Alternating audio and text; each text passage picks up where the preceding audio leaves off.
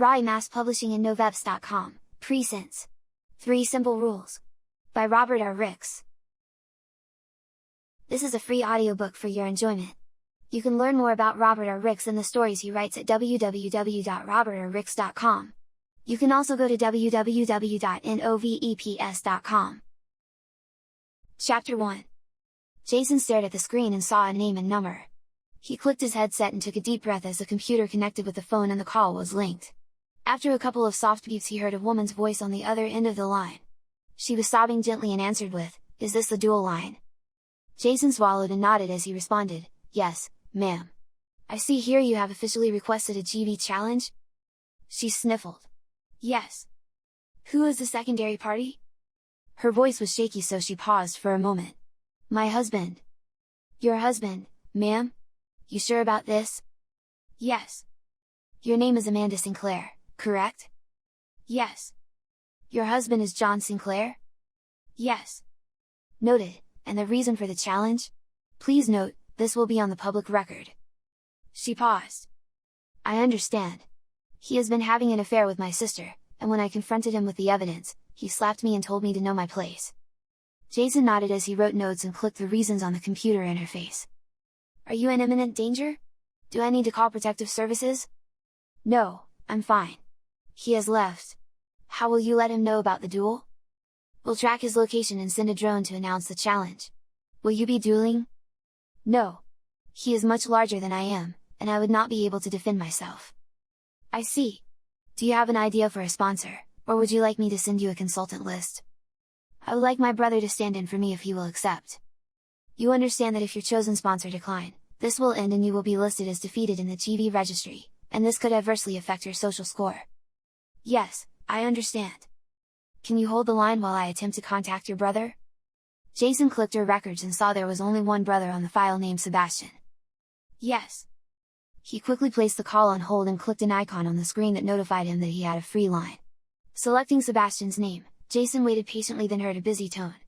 He shrugged as he pressed call break on his screen and it flashed green, then heard a man grumble. "Fucking fine, I'll take the call." "Hello, Sebastian. My name is Jason Jameson." "You shitting me? Excuse me? Your last name is Jameson, like the whiskey?" "Yes," Jason said and nodded to himself. "Okay, Jason Jameson. Let me guess. My baby sister finally found out Lisa has been shagging her beloved husband?" "Yes, sir. And she wants me to whip his ass for the world to see?" "Well, in a structured dual environment." Yeah. I watch the shit on the telly like everyone else does." There was a moment of consideration and a sigh. "There's training and compensation?" "Yes, sir. If you miss work your employer cannot terminate your employment, and the training dates that you are assigned also excuses you from work, and again, cannot be legal grounds for termination." "And if I work for myself?" "If you can't provide tax documentation on earned income, you will get the standard contractor rate of $500 for the fight and $20 for each hour training in the GV gym with a maximum payout of 5 hours a day, 10 training days. Or $1,000. So the total would be $1,500 for this duel. $1,500 to whip his ass for the world to see. Fuck it. Sounds fine. Tell my sister I'm in." This will serve as a legally binding agreement. If you forfeit the fight without adequate medical documentation, you will be in violation of Penal Code 798-01B and subject to 1 year in jail for wasting federal resources. Do you agree?" "Yes, I agree." "Thank you." Jason disconnected the call and when he could hear her breathing on the line, he nodded to himself and continued. "Your brother Sebastian has agreed to stand in as a proxy to represent you for your duel. It has been logged and we will now contact your husband and issue out the challenge. This is the absolute last chance for you to terminate this duel. Once I press this button there will be no turning back." She paused. The screen flashed red for deploy and Jason's finger hovered over the button. "Listen Amanda, this is a pretty big deal. I can see on your records you've never issued a duel before. It will change everything afterward. Occasionally for the better, and sometimes for the worse. Are you positive this is what you want?" "Yes." "Okay. But before I push this button, again understand, there is no going back after I push this." She hesitated and sighed. Then with a shaky voice said, "Yes. I want to see him bleed." He nodded slowly and pressed the button. "Please hold while I issue the challenge." Jason saw his screen flash red twice and understood he had 2 more requests queued up and he needed to move the call along faster. He watched as a small window opened on his screen and the name John Sinclair popped up, then saw his tracker light up with the location where the target was at. Jason watched as a video screen popped up, showing him what the drone saw as it activated at the closest physical location to deploy to find John Sinclair. It took off like a bullet, and at the same time he felt his personal holophone vibrate on his hip and he pulled it out and glanced at it quickly. He saw there was a text message from Sabrina Yamamoto and his heart skipped a beat.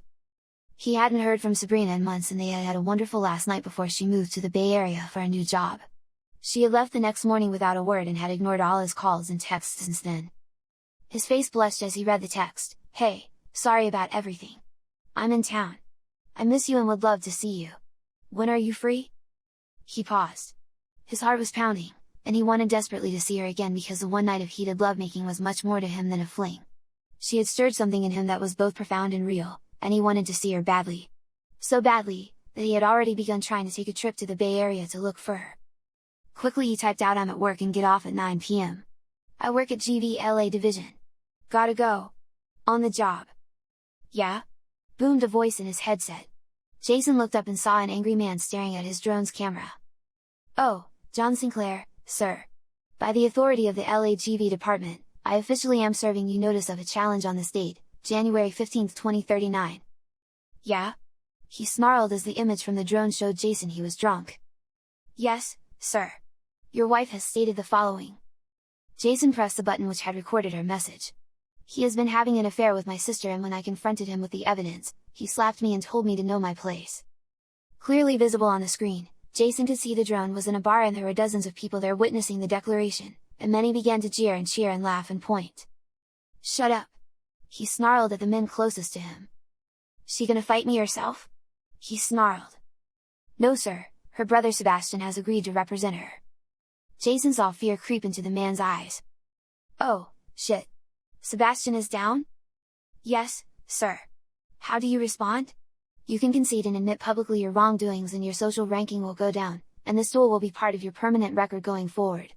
If you agree to the duel and you win, then there will be no record of this on your social account. If I lose, then it also will go on your record and the recording of the event will be streamed and available for anyone to view at any time, in addition to the hit on your social record. Can I get one of those stand-ins? A proxy?" "Yeah, a proxy. 'Cause you know I got a bad back." "You pussying out?" yelled one of the men closest to him. "I ain't pussying out. I'm just getting some fucking info, you twat," he yelled back at the man at point blank range. "1 second while I see what the system says." He pressed the accused proxy request analysis button and John's medical records came up in the medical records of Sebastian as well. The computer did an analysis and came back with a large red display of declined. "Sir, I am sorry, but the system says you and Sebastian are suitable to duel. You cannot get a proxy. Please give us your decision now. So, I bitch up and apologize or I get my ass whooped? You will be provided 10 days of professional training, and a ref will be there to explain the rules." He considered it inside, deeply shaking his head. "I love my wife," he said defeated. "I messed up." Jason waited patiently as he saw 2 more red flashes on his screen, letting him know he had 4 waiting requests. "Sir, I need an answer." "Fuck it, I'll apologize." Jason was surprised, and the bar was as well. Everyone was silent as they all understood if they interrupted an apology and duel decline, they were subject to criminal charges of interfering with a federal GV duel. The system is ready to record your public decline of challenge. "Amanda. I know I messed up. The shit I said to you? I was angry at myself for being weak. I want you to know I actually broke everything off with Lisa months ago. The video you saw was something I forgot to delete. I am sorry and I understand if you don't want to be with me anymore. You don't need your brother to beat me senseless. My heart is already beat up 'cause I'm a fucking idiot. So, for the whole damn world to hear, I am bitching out and apologize to my wife, Amanda Sinclair, for the things she accused me of. I'm sorry." The drone had been analyzing the entire apology and showed a display of 93% authentic apology, which Jason added to the record. "Thank you, Mr. Sinclair, this concludes the duel. Have a nice day." The screen flicked off and he could hear Amanda, and in the background he could also faintly hear the recording of John's apology. "Ma'am?" Jason said to get her attention. "Yes?" "It's been declined." "Yes, I just saw it on the screen. Is there a way to force the duel?" "No, ma'am." "I see. For the record, the apology wasn't out of fear. The system shows he was 93% sincere in the apology. She considered this then laughed nervously. What happens now? The video of his apology will be stored and is available for anyone to see and is on his permanent social record. Will this hurt his job? Perhaps. I am sorry, but I have to end this call unless there are further issues you need to discuss. No, that is all. Thank you. Great, at the end of the call there will be a brief optional survey. If you are happy with the service I provided you today, you can press 5 3 times, as each question will ask you to rate my call with 1 being the lowest and 5 the highest. I hope you have a great day. Thank you. Jason pressed the end call and was about to take the next request when suddenly his grid emptied, and he stared at a blank queue. What the hell? Jason's headset beeped, glancing at the phone display he could see it read R. Jones's? He pressed the answer call and waited. Jason, do you know why I am contacting you? Jason shrugged. No, he answered honestly. You took a call during an active serve. I didn't take a call. There was a text message. Which you answered while working. You know we have a policy against calls during work. I didn't make a call. I answered the text with basically, I can't talk. At work, message. It isn't that big a deal. Not a big deal, huh? No. You people are all the same. You people? Seriously? What the hell? Jason wished he could say this out loud but feared losing his job. Sorry? Jason said instead, taken aback by the unveiled racist statement. Look, kid, I'm sure mommy and daddy let you get away with all kinds of shit growing up. This is the real world. We do real work here. If you can't handle the heat, we can get someone in who really wants to work. I work. I like my job. I'm good at it. Really? Yeah. So, you tell all the clients to not use GV? Wait, what? When the last client was ready to execute the duel, you tried to talk her out of it. Why? Because it was very private in nature with the situation between her and her husband. That kind of stuff can have a detrimental effect over time. Oh, I'm sorry, are you a psychic? No. Oh, then have a PhD in psychology? No. Then how the fuck do you know this? Jason could have told him right then and there that his parents had been early users of GV, and the effects didn't end well. His father continued to beat his mother and blamed his social record on her. When she had finally divorced him, she was only a shell of the woman Jason had grown up with. But instead, he gave a simple reply. I read about it. Oh, I see, you fucking read about it. Well, listen to me. When you are ready to deploy, you deploy. Fuck up again and I will chicken your pasty ass. Pasty? He held the rage in, which was growing inside of him. You get me? Yes. I get you. Sir. Yes, I get you, sir. Good, now get your ass back to work. Your system has been reset to 1. What? You got a problem? I've been busting my ass. I was 3 calls away from bonus levels. Oh, I'm sorry, was someone saving up his money for some Kenny G classics? Who? Never mind. You got a problem with it, I suggest you hit up HR. In the company manual if you have 2 strikes you revert back to 1. Okay, look man. I'm really sorry. Can we work this out? I really need the bonus. Damn, wish I could but I already pushed the button. Once it's pushed it can't be undone. Jason nodded. While enraged with the situation, he had heard that and understood that what his boss had said was true. Okay. I'll get back to work now. Yeah, you do that. Jason hung up and took 10, deep, slow breaths and pictured the ocean with the waves crashing. He forced a smile and then pressed the button and took the next call. 3 hours later he had completed 35 calls, and out of the 35, only 5 were proceeding to an actual duel. He glanced at the clock and saw it was 9:30 p.m. and his hip vibrated. He cursed. He had forgotten about Sabrina. Oh, fuck, he said as he logged out and clocked out on the employee action screen. Jason quickly ran to the elevator as it opened, and saw his supervisor, pressed and clean immaculately. Jones saw him and shook his head as Jason entered. Sup Poindexter? He said as Jason stood to his left. Nothing much, sir. Just clocking out. I saw your calls improved after our pep talk. Jason nodded. Well, keep it up. That's the level I expect. Tomorrow I expect more. He nodded again. The door opened and he walked out without another word and Jason followed behind him as they passed through the security checkpoint. Jones went first and the tube flashed green and continued on. Jason followed after, and again a green flash. Jason walked outside and looked around. There was no one there waiting for him. He sighed sadly and started walking down the street towards the train station. Jason heard the low hum of an approaching vehicle and saw the driver was Sabrina.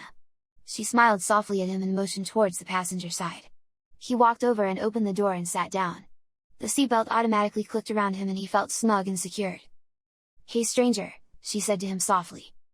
"Hi." Jason wanted to say, "What the fuck, man? We had this amazing, perfect fucking night and then you just left me." She punched in some information on the console of the car and hit begin route, and the car began to drive. She pressed the release on her chair and rotated it towards Jason. "I'm sorry," she said, and her eyes were tearing up. Fumbling with the chair, Jason released it and rotated the seat to face her. "Hey! What's wrong? Please don't cry. I really wanted to stay, you know. But I couldn't." "Why?" "I can't tell you." He wasn't expecting the conversation to go the way it was going. Hell, he wasn't expecting to see her ever again, and yet, there she was. "Sabrina, you wanted to see me. I'm here." "You can't tell me anything, then why did you want to see me?" "Because that night meant something to me." Jason's heart exploded in joy. "Yes!" He screamed inside. Then dread filled him. But, it can never be. "I don't understand." "Okay, I'm going to say some things. Please listen very closely." "Okay, this is kind of freaking me out." "Good. Good? Yes, it should. I know why you took the job at GV. The benefits are amazing, and the pay is good?" "No, you have access to global net data. I know you looked me up 3 times. Jason blushed. Not because he was embarrassed.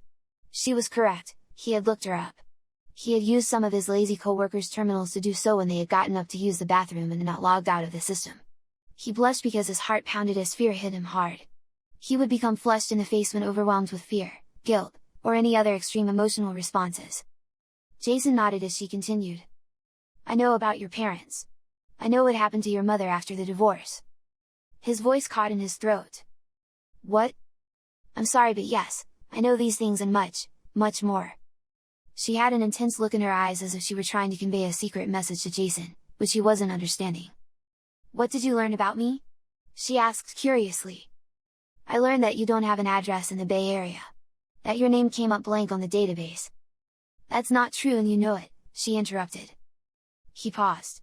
She was indeed correct. There was a weird glitch the first time he had looked her up with the information he had. It had started to show him something, but then the screen had blacked out and showed nothing, so he freaked and slid back to his terminal. "Well, there was a glitch." Please continue." "I tried to cross-reference with the company you were getting a job with." "And what happened then?" "The company went out of business the next day." "Oh shit." The realization had started to creep into his mind. Each time he had done a search, something prevented him from getting the information he needed. Also, each of the terminals he had accessed, the employees there was quickly fired. Guilt hit Jason fast and hard at that realization. Wow," he said softly. She waited and looked at him. "So no more trying to find information on you. I get it." The car was rolling into his neighborhood and was surprised. When they were together he was living in a different area. "Hey, this is my neighborhood." "Yes, you live at 156 New Haven Boulevard, apartment number 1267. It's nice." "Yeah, it is. But how would you know?" "Jason. I really like you, and for full transparency, you were amazing in bed and I felt it too. So I kept tabs on you." He wanted to drop an inappropriate retort to her statement but understood the intent and gravity of what she was telling him, so he didn't. "Sabrina," he said as he took her hand in his. "I'm scared shitless from all of this, and even though my brain is telling me to run, I can't. I have to be honest. There's not a single day that goes by where I don't think about you. You are the closest thing to a living, breathing fantasy that I could ever hope to find. I don't want you to disappear again." She squeezed his hand firmly and didn't let go. "Jason, you are an idiot. A sweet, lovely idiot, you know that? I guess? You really don't know what you'd be getting into with me in your life." Terrified and exhilarated at the same time, Jason couldn't tear his eyes away from her. "You know, before the bad stuff happened with my mom, she told me something that really stuck," he said as he teared up with the soft memory of his mother. "What's that?" She said, "There's a lot of bad things in the world and the only thing that makes it worthwhile is love. So if you can find true love, the kind that can fill 1,000 books, You grab it and hold on and don't let fear stop you. She stared at Jason and nodded. Okay. Okay. We can try this with 3 simple rules. 3 rules? Number 1, you can never ever ask me about my work. It is an odd schedule and sometimes I may be gone for days at a time. Jason nodded.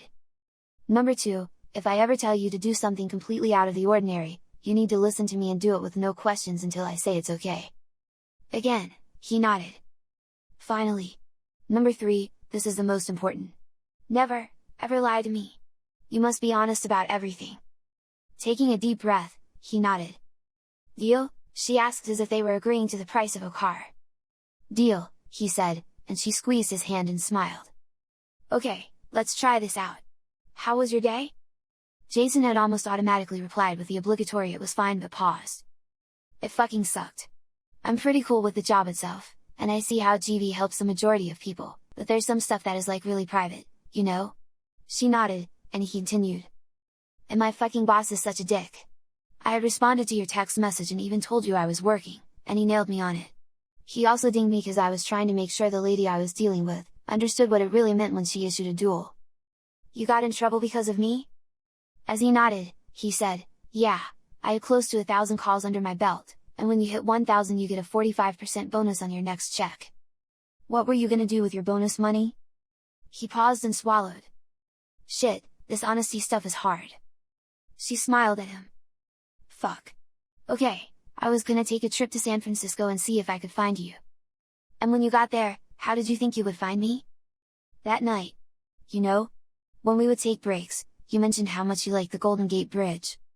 She thought for a moment and her brows furrowed, and then they smoothed out again. Shit, she said with a smile. What? I'll answer in a second. With the information you had, what was your plan? I figured since you liked running and working out, that there was a good chance you'd run there in the mornings. So let me get this straight. You were going to take a trip to San Francisco and hang out at the Golden Gate Bridge with the hopes you'd see me running? Jason sighed and felt stupid. Yeah. When you say it out loud like that, it sounds like a bad idea. She smiled brightly at him. Actually, it had a pretty good chance of success. I ran there almost every morning at 6 a.m. What I'm struggling to figure out is, how you knew I ran? When you were at my place you had a big workout bag. The zipper was open. Her eyes widened. You didn't go through the bag, did you? He shook his head. No, but I saw 2 really high-end sneakers that I knew only someone serious about running would wear. She relaxed a little. Considered Jason then smiled sweetly. Okay, getting back to your boss, please continue. Yeah, so he dropped me back to 1 call. He reset my damn numbers. She nodded. What else? I think he's a fucking racist. Why do you say that? Well, he's black, right? And he calls me pasty. What else? Oh yeah, he said you people are all the same. What the hell, man?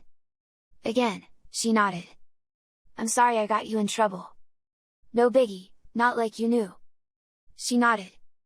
The car slowed and they were in front of Jason's apartment complex and the light was on in his apartment window. What the hell? I turn off all my lights. I figured you might be hungry, and regardless how our conversation went, I thought you'd like some food.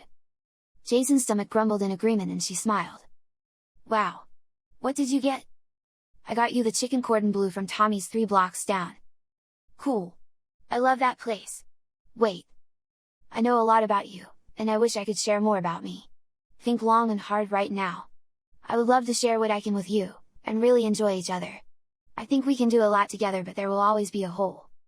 Jason thought about the lonely nights he had and the emptiness that had been in the center of it. What did he really have to lose? They were still holding hands and there was an electricity that he felt between them. I'm down. Let's do this. She smiled. Invite me in for dinner? He nodded. Yes, ma'am. She shut the car down and their seats swiveled back to its normal positions and they got out of the car. As they approached the front of the building, 2 massive men stood there, watching them as they got closer. Jason stepped in front of Sabrina as he saw them begin to advance. Combined, they outweighed him by at least 500 pounds. He felt Sabrina's hand on his shoulder. Relax, they are with me, Jason. Boys, this is Jason Jameson, his friends call him JJ. Jason, this is the boys. The larger one on the left there is Mr. Black, and the other is Mr. Blue. Jason nervously chuckled, and even though his adrenaline was redlining, he thought it was fitting names. Pleased to meet you, JJ, said Mr. Black. Yeah, a pleasure to make your acquaintance, Mr. Jameson, said Mr. Blue. They opened the doors and Jason and Sabrina passed them. Pleasure's all mine, Jason said as they did. Have a nice night, ma'am, said Mr. Black. Sabrina nodded and they continued in silence until they got to Jason's apartment. They entered and there was his kitchen table, decked out with wine, food and more. He was taken aback. Isn't this what I'm supposed to do for you? He asked sheepishly. No, I'm low maintenance. Follow the 3 rules and the bonus rule and we're all good. Bonus rule? Let's eat and then we'll discuss that later. They ate and Jason was surprised that the food was still hot. His mind was reeling. He wasn't sure what to say, and so he said nothing as they ate. She had opened the wine bottle before they sat down to eat to let it breathe and now picked it up to present it to Jason, who nodded.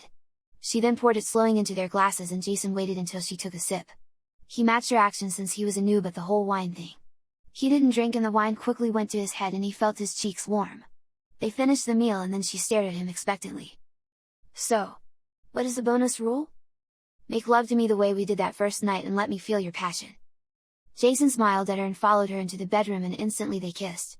At that moment it was as if no time had ever passed between them, and as they made love everything was right in the world, and he was happy. Chapter 2. The morning came and Jason woke up exhausted and slightly sore. He knew there would be a price for the lovemaking as his muscles had the feeling of a fresh workouts after a long hiatus. He rose and looked around and the only evidence Sabrina had been there was the faint ghost of her perfume that lingered gently in the sheets in the air. He went into the living room and noticed everything had been cleaned up and organized, down to the retro DVD collection he had, which now had been sorted and neatly placed next to the old television. On the wall above it was the government-issued Halazit, which turned on as he entered the room and showed the weather and stocks. He looked in the kitchen and everything there was also cleaned up and neatly tucked away. On the table were a folded card in a box. He opened the box and inside was a small metallic rounded object. He saw the card and read it. Last night was magical. Thank you. P.S. The earpiece is for you, please put it in your right ear. Jason shrugged and placed the device in his ear, expecting it to obstruct his hearing like an earplug would, but instead, it slightly amplified the sounds around him. Good morning, JJ, said Sabrina's voice. Good morning to you too. You working? Jason was careful in his choice of words. No, not yet. But I needed to shop, and I'm looking for an apartment near yours. You can stay here. He cursed himself for being so direct and blunt. I mean, you would save yourself some money, you know? She laughed softly. You don't play, do you? He caught himself smiling. Shit, I guess not. Too soon? No, actually perfect. I was hoping but didn't want to be too forward. He smiled as she continued. Okay, deal. I'll need to make a few changes, with your permission. It'll be messy if you come home at the time you normally do. So I'll have a car pick you up after work. Can you pull overtime? Yeah, I can stay up to 2 hours beyond my normal. Okay, do that. Then you know the car I picked you up in? He nodded and said yeah. Yup. It'll pick you up. The password to get access will be Golden Lily 71. The password was easy for Jason to remember since the Golden Lily was his mom's favorite flower, and she had been born in 1971. He didn't bother to ask how Sabrina had known this and just shook his head and then shrugged. Got it? Are you making your face right now? Jason looked in the mirror and saw his face had indeed scrunched up into intense concentration and focus. Yeah, I think so. She laughed long and hard. You are truly a breath of fresh air. You can leave the earpiece in and that way I can check in with you throughout the day, instead of getting you in trouble with texting, etc., in case I need to get in touch with you. Will that work the other way around? Yup. Just say my name and it'll activate on my side, and if I'm in a position where I can talk, I will. He smiled. Okay. Have a good day. See you later. You too. Jason continued to get ready as he always did. He walked into the bathroom and was about to call Sabrina to ask if the headset would be okay in the shower when he saw a note on the sink that read, "Headset will be fine. You can shower with it if you want. S." He shook his head and pissed long and hard, sighing in contentment as he did. He turned on the shower and got in and the water massaged him. After he was drenched, a steam blast hit him as he held his breath. The nano-cleaning particles began to scrub his skin and he leaned forward and enjoyed the sensation. A moment later the water came back on and rinsed him off. He lifted his arms and a warm breeze began and then gently blasted him with medium hot air that rolled from the bottom to top and back down again. It stopped and he stepped out. The whole process took less than 5 minutes. He wrapped himself with a towel, then went into the bedroom and opened his closet and saw all of his clothing had been cleaned, pressed and sorted. He also noticed there were some new clothing items. One had caught his eye immediately and he was taken aback. There was a vintage t-shirt of Godzilla from decades earlier. He had mentioned to Sabrina he was a huge Godzilla fan and had shown her his vintage Godzilla DVDs. He retrieved it and put it on and smiled. It was a perfect fit. He finished dressing up and debated calling Sabrina to tell her he loved the t-shirt, but decided he didn't want to be a nuisance by constantly bothering her. He wanted to hear her voice again and he laughed out loud and shook his head. He wasn't a young kid and yet, there he was deep within the clutches of infatuation. He decided he would ride it for all it was worth and gathered up his gear he knew he'd need for the day and left for work. As he exited the apartment, he looked around to see if he could see any traces of Mr. Black and Mr. Blue, but there were none. He caught the train on time and arrived at work exactly at 8 a.m. and logged into his terminal. He had one request already waiting for him. He pressed the information button and saw it was a social streamer that he had recognized from watching on the HoloNet. One of the last throwback of the days of the internet the man was very well known for. He had many duels under his belt and Jason was nervous. He understood this was going to be a high-profile duel. Pressing the initiate call button he waited and after a single beep, the connection was there. "Okay, kiddo, let's get the duel a-rockin'." "Okay, Mr. Richardson. Another troll?" "Yeah, fuckers keep thinking they can get some new VPNs, or other shit, to hide. Dumbasses keep forgetting the old net is dead and with this new one." Jason nodded. "Okay sir, if you will state the nature of the complaint and the dual parameters." He was following the script to a T since he had a feeling Richardson was streaming the whole process himself. Jason pressed the data request button and indeed saw that there was streaming of the call happening. Not just on one platform, but all 99 of them. "I stream as I always do, and there is this persistent troll named Ermib1TCH who just constantly comes in and causes issues. I have tried a few times to just calm this person down but he just escalates things. I have at least 40 examples, and to be honest, I am tired of kicking/banning this person because he just creates new accounts and comes back for more. So I am evoking the good violence dual protocol." "Thank you, sir. I am using the system to analyze the situation. 1 second. "Yes, I've done this before. Take your time." He pressed the investigate button and watched as the system transcribed and began looking through the histories of all registered streams, and every time it found a post matching a variant of Ermib1TCH, it did a deeper scan to reveal who the registered user really was. Not the fake name and a fake address, or even the fake IPs the user was trying to hide behind with VPNs and other obfuscations tools. The new HoloNet worked and appeared the same as the old internet/ARPANET but had a few extra components built in as part of being an interconnected meshed environment that the government controlled. Everyone had access to the HoloNet and the HoloNet was part of every smart device from the user's toothbrush to their favorite sex toy. Once the system found the original post from Ermib1TCH and found his real name, Tobias Kick, it was easy to find all the other alias he had used. There were hundreds of them and his posting was in the thousands. He scratched his head and considered the data he was seeing. They would get troll reports every day and would follow the base protocol, and allow the system to work. Never had he seen such a volume of work in the 2 months and nearly 1,000 cases. Something was very different about Mr. Kick. The system must have come to the same conclusion because it stopped the examination and flashed an escalation code at him. "Sir, we have this case being examined by a senior team, as this is a much larger case than just yourself." Not surprising. Like I said, this person is a real thorn in my ass. I was DDoSed a couple of times while interviewing some celebs who were hard pressed on time. Those were bad. Cost me some actual money and street cred since these folks don't give two shits about someone using other computers to block access. DDoSed? That's not supposed to happen anymore. No shit. But it happened 3 times. The screen in front of Jason chimed letting him know the team was ready for handoff. "Sir, the team is ready for you. I hope I have done a good job with you." "Yeah kid, you've done good. Talk to you later." Jason pressed the transfer button, and even though he hadn't worked the call to the end, he would still get credit for handling it and saw the total successful calls increase by 1. He was perplexed. Something about the call bothered him.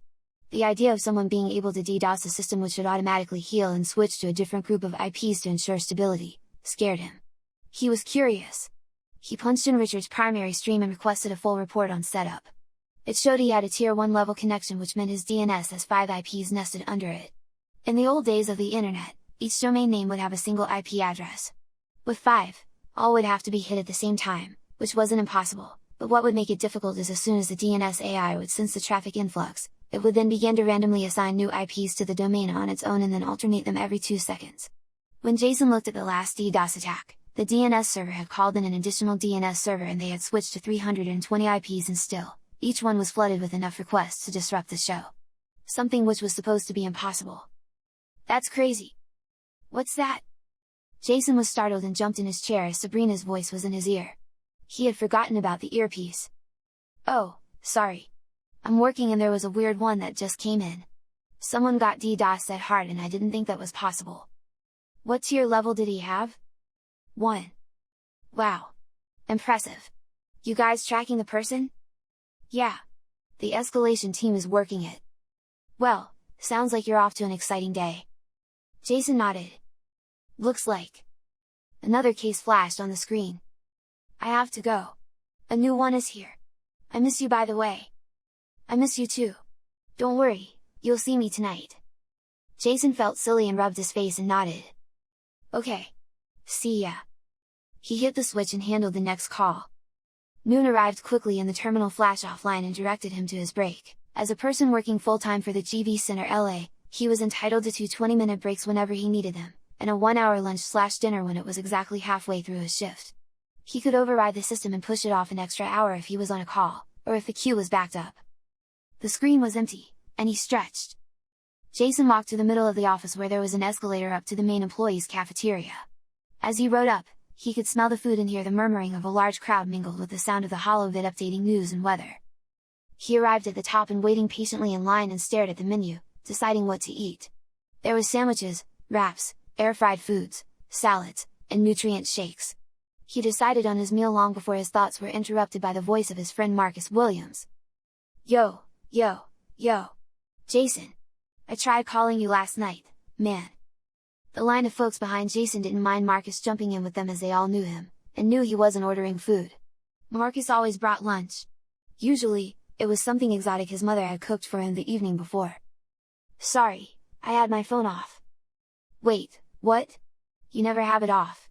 Why, you had a date with a holovid? 'Cause I know you weren't entertaining any of the ladies since that girl broke your dude? Jason said quickly, recalling the earpiece. Alright, I'll leave your ass alone. Don't want you issuing a duel on my ass. Got that right. You couldn't hang. Only 'cause I'd feel bad about beating a handicapped fool. What you gonna get, man? You know I have more than enough to share. Mom's made some seriously spicy curry, man. You have to try it. Jason nodded. I'll try a little, but only so I can let you know what I think so you can report back to Helen. Yeah, Mom's likes your critiques, man. Alright, I'm at the usual spot. I'll post it up and stuff. Jason nodded and watched his friend walk off and high-fived a few of the executives as he did. They loved his energy and high fives. A few minutes later he placed his order and put in his employee number. It acknowledged his monthly allowance, which was enough for the meal so nothing was deducted from his personal account. Again, it was a perk of working for GV. If you played your cards right, you could eat the bare-bone meals, or even skip the meals, and at the end of the month you would have remaining credits which would roll into the vacation/sick time pool. Jason liked the meal so didn't skimp out. He walked to the normal lunchtime hangout spot and sat with Marcus. Marcus had 2 plates out and sporks. There was a large container with steam rising off of it and another container with steamed rice, also steaming. Since Marcus had clued him into the meal he was to sample, Jason made sure to get a comparable sandwich. He had ordered a modified banh sandwich with a curry chicken blend. "Ah, player, I see what you did there," Marcus said as he watched Jason unwrap his sandwich and set it up. "Here, try this first though," he said quickly, making sure Jason didn't dive in and take a bite. Marcus scooped up a nice rounded bit of rice and plated it, then added in the chicken curry his mom had made, making sure there was a solid thick piece of chicken in the mix. "There you go, boy. Try it." Jason smiled, and as Marcus slid the plate over, the scent of the curry hit Jason. It was different than regular curry, and there was a hint of something he couldn't quite put his finger on. "Smells good. Tastes even better." Jason took a bite and smiled. "Dude? That is good." The flavors were complex but blended well, but the extra ingredient eluded him. The heat then kicked in and Jason's eyes widened a bit and teared up slightly. "Got some kick, right?" Jason nodded and smiled. He finished the bite and took a drink of his apple juice. "Yeah, it does. I expect your report after the meal to be completed," Marcus exclaimed officially. Jason glanced at the clock and saw he had 45 minutes left on his lunch and relaxed and began eating his sandwich, which paled in comparison to Marcus's chicken curry. "Want a trade?" he said with a smile. "You wish." Jason grinned as they continued to eat for a couple of minutes. "So why'd you turn your phone off, man? I was gonna challenge you to some Death Duel 2000, and rearrange the basement and everything to make it more epic." Picturing Marcus laboring to rearrange his basement apartment, to give himself an advantage during the duel, made Jason's grin turn into a huge smile. "You're such a cheater, man. You're not supposed to try and set the stage to your advantage. Let me guess, you booby-trapped the bathroom again?" With augmented VR competition play, you could set up your home, area, whatever location you wanted, with the system. Once it was scanned, you could place obstacles in different areas and then invite your friends into the game arena and go for it. Marcus had used the tactic before of putting remote bombs in logical locations of cover, then take great pleasure in watching your holographic avatar being blown to bits. Jason had managed to clutch a win, just barely, the last time they had dueled. "Yeah, I did. Hey man, don't hate the player, hate the game. If the game allows it, it's legal." Marcus laughed, and it was a good authentic, hearty laugh. Contagious. People on nearby tables smiled and giggled as well. They could hear and understood. Marissa, one of the people at the other table, nodded and then shook her head and pointed at one of the men who Jason didn't know. "He does the same shit. Cheaters." The man put his hands up in a defensive position. "It's not frowned upon in the rules." "Exactly.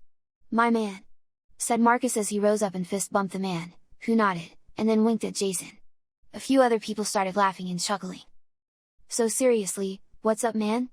asked Marcus as he sat back down at the table and scooped up another bite, seemingly impervious to the peppers. "Why did you shut off your phone? I was worried, man." Jason pondered the question and then sighed. "Sabrina is back." "What, the one?" Jason felt embarrassed and wasn't sure if Sabrina was listening. "Yeah. Did you tell her you love her and all that mushy shit?" "Dude? I know. You never said you loved her, but come on man, you had plenty of opportunities with the ladies, and even some of the fellas, and yet you kept the flame burning for a girl you didn't know if you'd ever see again. Did you tell her about Operation Golden Gate?" Jason nodded. "No. You didn't." "Yeah, I did." "Dude, did she ran away screaming stalker alert?" "Stalker alert?" "No. She thought it was a good plan, actually." "Really?" Marcus leaned on one hand under his chin and grinned at Jason. "Please tell me, you didn't waste a perfectly good death match and didn't score?"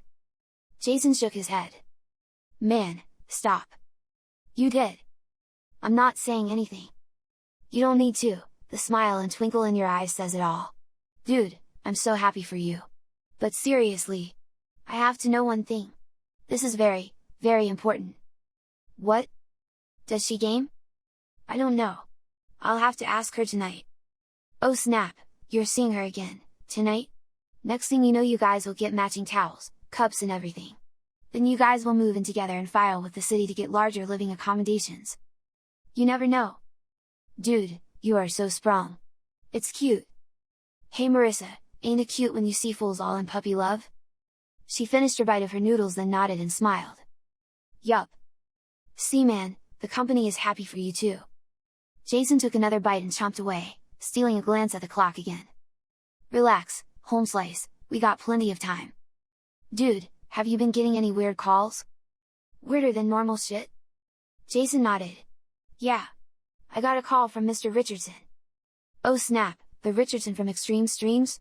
Streaming everywhere." "That's him." "Dope. Who was he gonna do the beatdown on? Another troll?" "Yeah, but get this. This particular troll was so active the escalation team took the case." "For reals?" "Yup." "Damn. Okay, that's happened like one time for me." And then it gets crazy. Before the handoff, Richardson said he was getting DDoSed. "No way, dude. Doesn't happen anymore." "I know, right? And Richardson has tier 1. Marcus got serious. "You know," he began lowering his voice and scooching closer to Jason, "I can think of only one group who could do it." Jason nodded as he had come to the same conclusion. "And I am not dumb enough to mention those special 3 letters." Continued Marcus, "You know what I mean?" Understanding filled Jason's mind and he did, and he nodded slowly, then took the last bite of his sandwich. "That's crazy, man. Exciting. But crazy, who was Richardson interviewing when he got hit?" He said some celebs. Didn't say who though. Spooky man. Spooky. Okay, well I'm gonna bounce. I need your report. Oh yeah, right. Taste was amazing. There was a nutty flavor, couldn't put my finger on. Cashews. What? Yup, she put cashews in there. Crazy, right? She chopped and ground them up so you couldn't see them, but you could taste them in each bite. Yeah, now that you said that. I think the coconut milk is what threw me off. But the flavor was amazing. The heat was a bit much. What peppers did she use? Habaneros. What? Not much. Which is why it didn't light you up too badly. Some form of extract. Yeah, that part was a bit rough for me. Got it? Okay, cool man, I'll report to moms then. You got your date with your dream girl. Find out if she games, man. Would love to do a group game where you'd have a fighting chance. Jason grinned and laughed. Marcus was another reason he loved his job. There were lots of cool things about working at GV and the coworkers were just one of them. With an extra 10 minutes to spare, Jason went to the vending machines and grabbed a Fusion Cola and started back to his desk. On the way back he saw his supervisor waiting for him with a worried look on his face. The look confused Jason and he was unsure what to expect as he approached. Mr. Jameson, he greeted him, worried. I'm not late for my lunch break, sir. No, nothing like that. Listen, kid, I just wanted you to know I may have been hard on you, but I was just trying to push you, is all. You show some really good potential and my job is to motivate and push you guys as hard as I can to get the numbers in. You understand? Jason was taken aback. He wasn't sure what had caused the change in his boss's posture. He was almost pleading with Jason. Yeah, I suppose it makes sense. And about the racist shit. I admit I do have a tendency to push the envelope, but it was part of the push. I wanted to push with fear. I apologize deeply if it caused any frustration and anger on your part and promise it will not happen again. Okay. Cool. So we're good then? Yeah. Okay, I'll get out of your way and keep on killing it on the calls. Sir. Yeah? The call I had earlier. With Mr. Richardson. His eyes widened slightly. Yes? Did you happen to review my notes and see my secondary scan? Yes. How is it possible? Kid, that's above both our pay grades combined, times 10,000. Escalation is handling it. We just handle what we can handle, right? Yes, sir. He left and James sat at his desk perplexed and confused. Logging back in, Jason saw his stats had been restored and were well past the 1,000 calls and he stared at the screen in disbelief. Jason shook his head and refreshed the screen 3 times. Wow, he said, still feeling overwhelmed and befuddled. What had spooked his boss so badly that he'd actually come and apologize? What the hell was going on with Mr. Richardson and the DDoS attacks? His mind kept returning to the fact that Sabrina was back in town and moving in with him. He couldn't shake the fact that only she knew about his run-in with his boss. She also seemed keenly interested in the DDoS issue, and he realized she had knowledge of the tiered systems which typical people had no inkling nor desire to know the low-level workings of their HoloNet. Wow, what? He heard Sabrina's voice in his ear and he jumped again, started. Holy crap! That scares me each time you do that.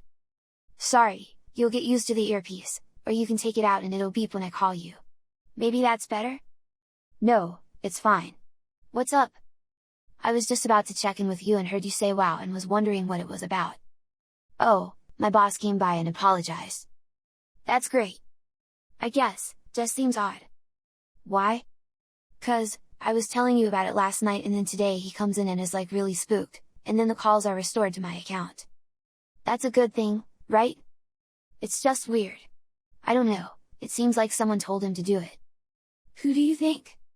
I paused and almost waved it away but remembered her rules. I kinda think you had something to do with it somehow. Yup. It was a mess up thing you did, so I called a friend of a friend and asked for a favor. Holy shit! Really? Yeah.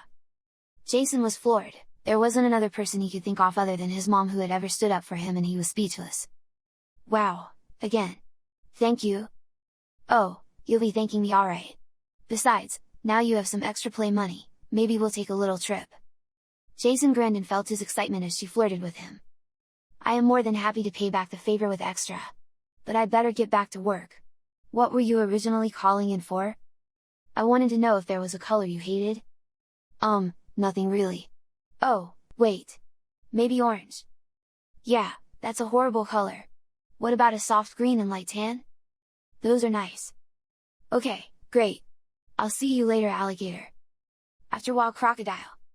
Jason heard a slight tone and realized she has somehow turned on notifications, and as the line disconnected, it registered for him. He was relieved. It was, he acknowledged, a little odd having someone with the ability to listen to every conversation without you being aware it was happening. He sighed and continued the calls on the system. He worked the extra hour, and as he was about to log out of the system, an instant message popped up on his terminal. The name of the user was Big D in your mouth. The message simply read: "You are so fucked, man, you need to run now." He hit reply and typed, "Who is this?" The system then responded, "Error, no such user." He paused and considered opening a support ticket with the internal IT staff and then decided against it. The car would be waiting outside, and he was anxious to get home to Sabrina.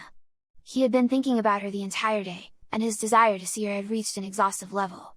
He felt like a child on Christmas Eve who had been staring at a room full of presents the whole month. He shut his machine down and then started walking to the elevator. His hollow phone chimed, letting him know he had a message waiting for him.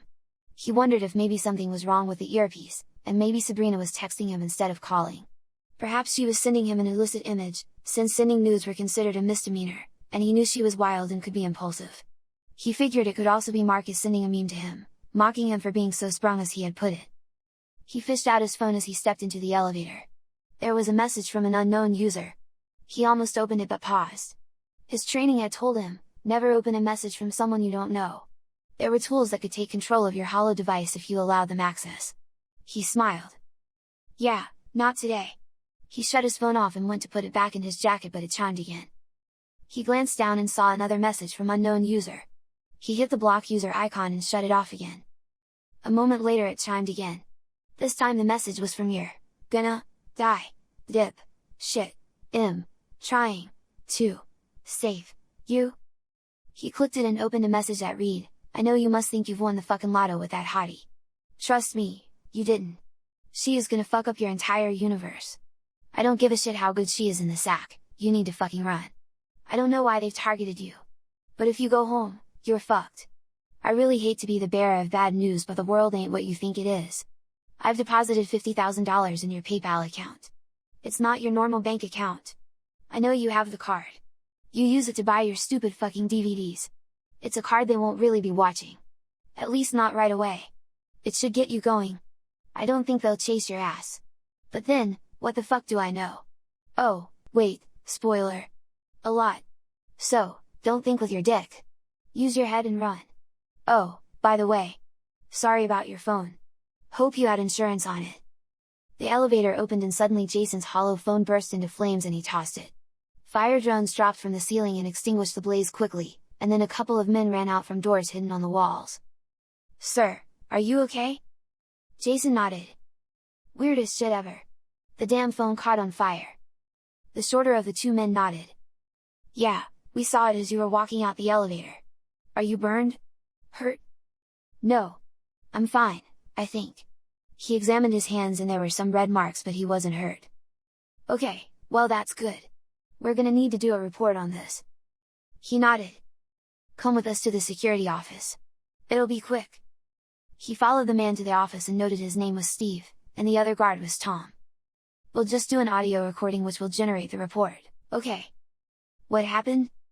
"I was on the elevator riding down and kept getting text messages from some unknown person. I put it on block and then..." "Unknown as in the display said unknown or a name that you didn't recognize?"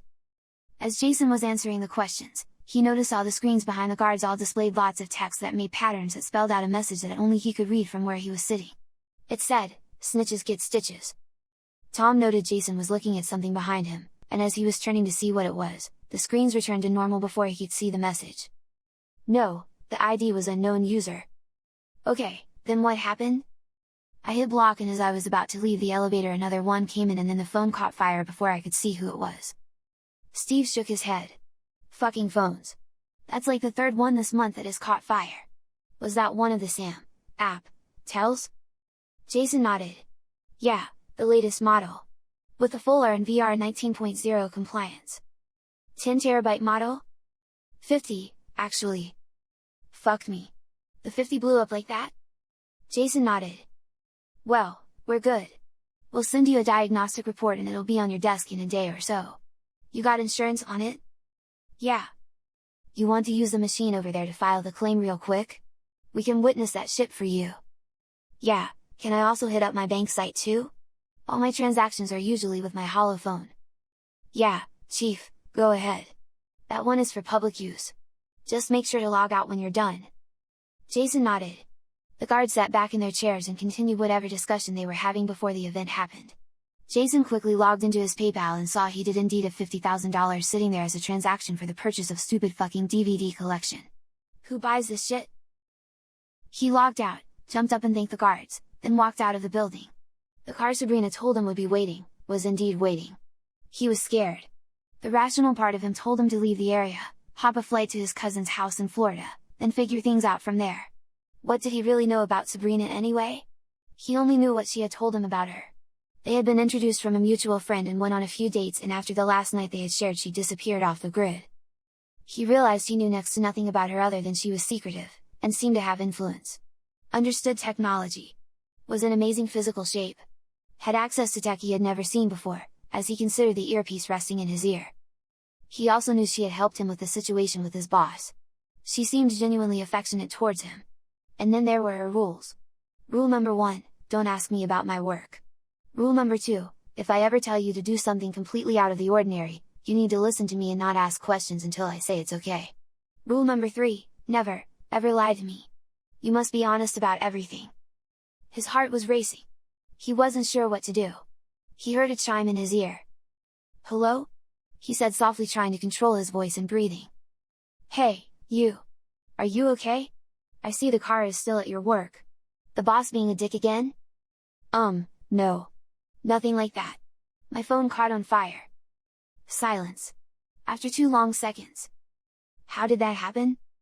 Someone kept trying to text me and as I was getting out of the elevator it caught on fire. Shit, you okay? Yeah, I didn't get burned or anything. I threw it fast. Scary? Yeah, the guards came, and I had to file a report. Okay, well come on home. I can't wait for you to see the surprise here. We'll get the holophone replaced quick enough. Plus, I can always talk with you this way. Okay. Jason. Yeah? You okay? You seem a little nervous. Yeah. Why? There it was. The moment of truth had arrived sooner than he thought it would. Lie? Break the rule? What would happen if he did? Would she leave him? Would she do worse? Could she do worse? She had gotten his boss to flip-flop very quickly and he seemed authentically afraid as he apologized to him. His boss was bordering on terrified. How much power did she have? Earth to Jason. Come in, Jason. Hang on a second. He needed a moment to think.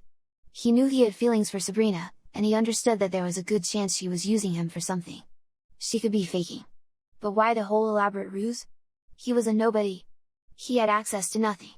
He had no family that had any connections to anything important as well. He was a complete zero and she was a goddess. He was lucky to even have her in his life. The person who was messaging him was a troll. What do trolls do? They fuck things up. They mess with people's heads. That had to have been it. He realized the troll was playing a twisted sick game. Probably because of the Mr. Richardson duel request. Jason was a tech assigned to the call initially. The man had proven he was an amazing hacker and could have gotten Jason's information easily. Jason's mind was made up. I had a hacker contact me and try to tell me I was in danger. Danger? Is he threatening you? Who was it? Someone from work? She was angry and the protective tone in her voice was reassuring to Jason. I think it's that asshole who was harassing Mr. Richardson. The doe, sir. Really? He was threatening you? I'm gonna send Mr. Black to you right now. Get in the car and head home. Okay. Jason ran to the car, said the password, and the door swung open. He jumped in and closed the door and the seatbelts engaged, and within seconds, was driving down the road. Mr. Black has been messaged. He'll be near you soon. What exactly did the hacker say to you? He said I was in danger and not to trust you, and also said I was fucked. He insulted my DVDs. He said not to trust me? Yeah. He told me to run, and he put money in my PayPal. How much? 50,000. What's your PayPal username? Huh? I need the PayPal username, so I can try to trace where it came from. Oh, God. Zilla. Would. Kill. Kong at hollowmail.gov. Jason heard a gentle toot of a horn and looked to his left and saw Mr. Black was in a large SUV nearby and he nodded towards him. Mr. Black is here now. Good. Give me a second, I'm not going to disconnect. You should be close to home in about 3 minutes, I think. Okay. Jason could hear some faint tones on the other end, and after roughly 20 seconds Sabrina said, "Oh, shit. Oh, shit? Oh my god. I shouldn't have gotten in touch with you. Why? I'm so sorry. You're in trouble. Damn it. What? The money that was transferred to you was from a known terrorist cell. You remember the explosion that took out the 15 schools and killed all those kids? Fuck. Yeah. I do. The group that claimed responsibility is the one that sent you the $50,000. Okay, so that's bad? Very. That alone will get you locked up while they do some very deep digging into your life. But I didn't do anything. I know you didn't. It's because of me. Whoever did this is sending a clear message. I can't tell you what I do for a living, but I can tell you I have made some serious enemies. Damn it! I knew I shouldn't have come back. What can we do? Can we run? I can't. It'd be hard for you to run. Whoever this is good. Jason arrived at his apartment and Mr. Blue quickly opened the door and ushered him into the building. I'm almost there, Jason said as he rushed into the building. Okay. He got to his front door and opened it, and inside he saw Sabrina with eyes wide and shaking her head. She hugged him and he closed the door behind him. She kissed him long and hard. I've got an idea, she said as she stared into his eyes. What? I have a few extra million tucked away in case of emergencies. I feel horrible that this shit is trying to destroy your life.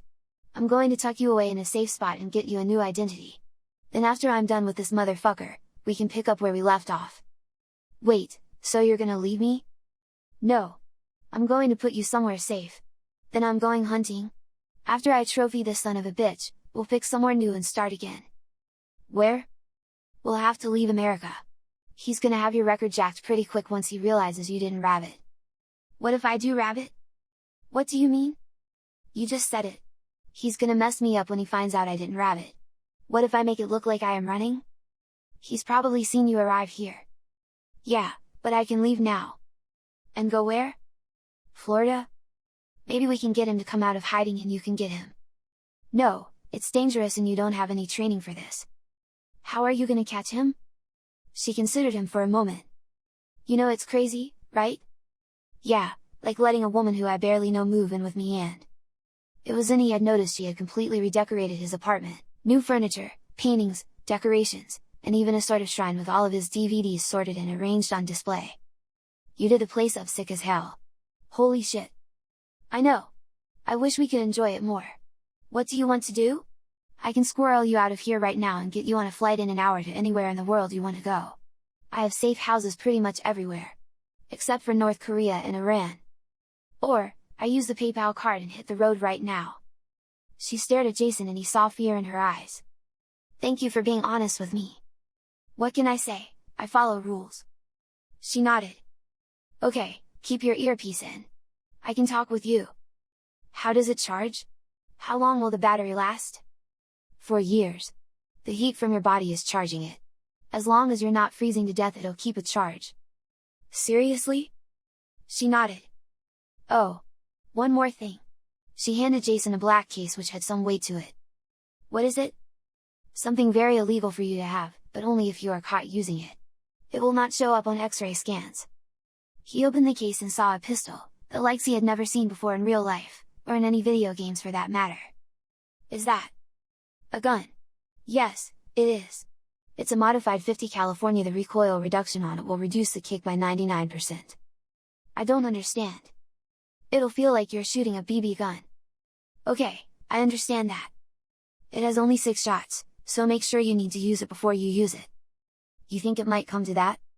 You never can tell. I want to make sure you're safe. The gun cloaks. There is a blue flashing button on it. If you press it, the gun is pretty much invisible. Okay. So, I'll be able to travel with this? Yeah, you'll just cover it with a magazine and you're fine. I'll talk you through it. Jason quickly grabbed a bag to throw in some clothes and when he went into the bedroom he saw lingerie laid out on the bed. I was gonna surprise you. Damn it! He grumbled as he continued grabbing gear. We so need to rain check that. She nodded and pulled him to her and kissed him deeply. You're nuts, you know that right? She asked with fear still in her eyes. Yeah, I'm beginning to think that too. I'll tell Mr. Blue you're leaving and to not follow you and have him and Mr. Black come up and cover me. Jason nodded. Okay, fuck. Wish me luck. Good luck. We got this. He nodded and put on the bravest face he could muster and began to run back outside. As he got to the doorway, Mr. Black and Mr. Blue glanced at him and ran to the apartment as they were instructed. Jason broke into a jog and headed to the train station. When he arrived, he was able to quickly pass through security with no issues and had purchased a ticket to Florida. He had a few hours to waste, so he walked to the gift shop and examined hollow mags. He found one that caught his attention that showed Mr. Richardson flipping the bird and the title read Richardson challenges the system. He paid with his PayPal, and as he was leaving the gift shop, he heard the shop's hollow phone ring. The man answered and then called out to Jason. Hey, are you Jason? The clerk asked, irritated. Yeah. You got a call here and I'm supposed to give you this hollow phone and the guy is gonna pay me. Hang on.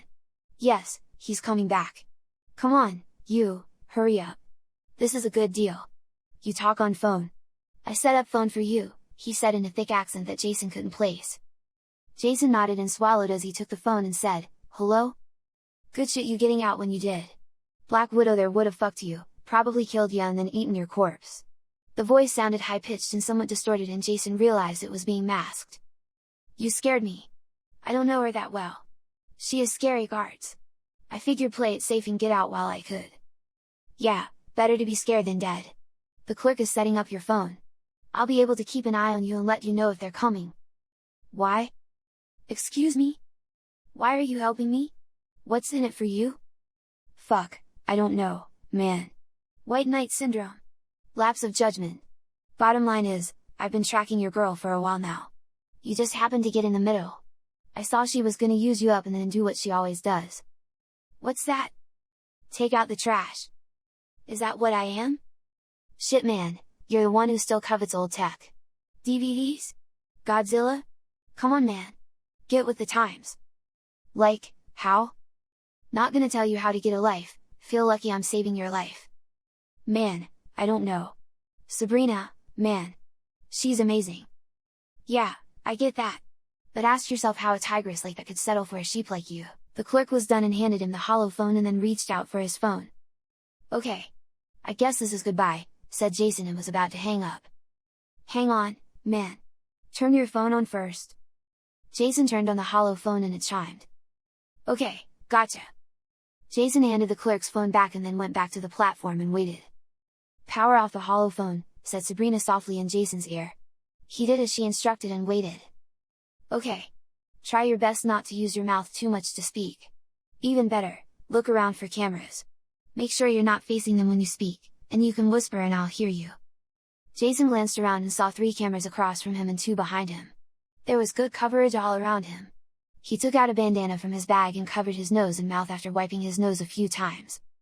Okay, there was no way to hide my face, so I put a bandana on and am acting like the fumes in the area are bothering my nose. Can you hear me? He whispered. Loud and clear. So, I heard one side of the conversation in little bits and pieces since you had the phone on the wrong ear. Oh shit. Sorry. Habit. It's okay. Next time put it on this ear so I can hear as well. Will do. One of the displays directly in front of him began to flash. Turn your phone back on, dickhead. Looks like he wants the phone back on. Do as he says. Jason acted surprised and fished out the phone and turned it back on. It rang and he put it on his ear so Sabrina could hear the conversation as well.